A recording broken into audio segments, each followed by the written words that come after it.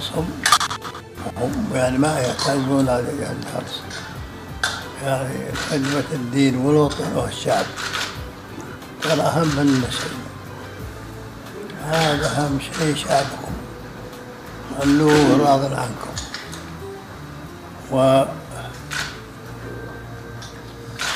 غير هذه أنت ما تعلم به، يعني العدل والإنصاف والحق يعني لو كان على يعني ابنك ولا على أخوك.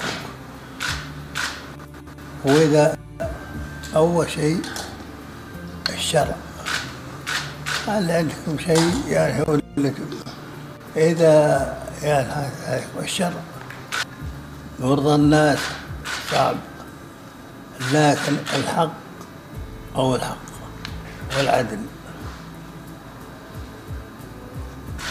وخدمة دين ووطن يعني